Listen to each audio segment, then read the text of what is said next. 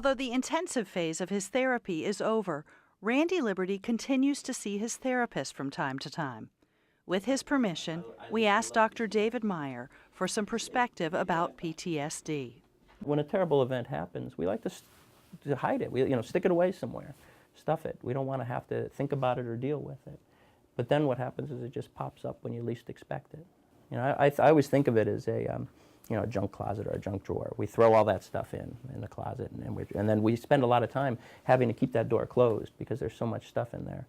So what we're doing is taking all that stuff out of the closet, looking at it, evaluating it, deciding what we need, what we don't need, understanding it better, and then putting it in a neat way where we don't have to hold that door closed all the time. And sure, you're going to be able to access any of the memories that you want from that time. The difference is that that they don't come up as often and surprise you. That's the goal, is giving you the person a sense of control. And I think that that's the hardest part when you come back, is now you're in a new set of rules. The set of rules you grew up with. When you're in war, there's a whole different game plan there. Things are acceptable that you would never think would be acceptable for you to do. And so you are forced to do those things. And I think that's a really hard thing to integrate, that kind of combat self and the family guy, the father, the husband. It's the family part which many people tend to forget about. Call it the collateral damage of post-traumatic stress.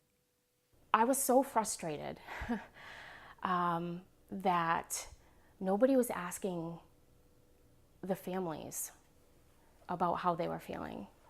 And I think that is a big component to this war that has been missed.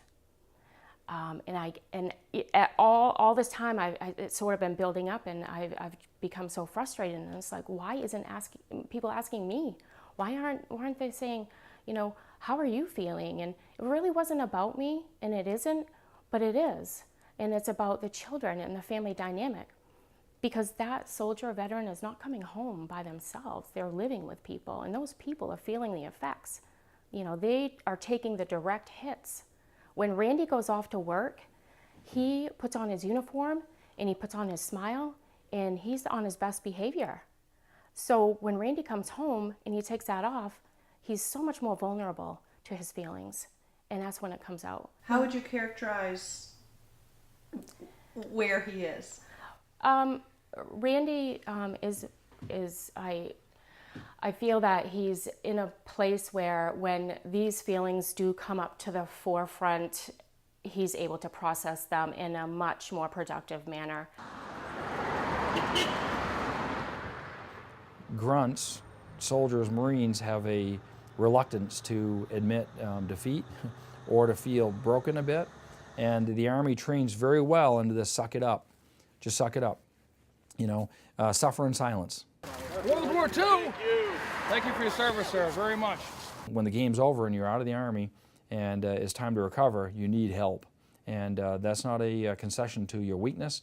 It's just, if you want to have a rich life and you want to be able to treat people with respect and dignity and be successful, you may need some help transitioning back. Nothing wrong with that.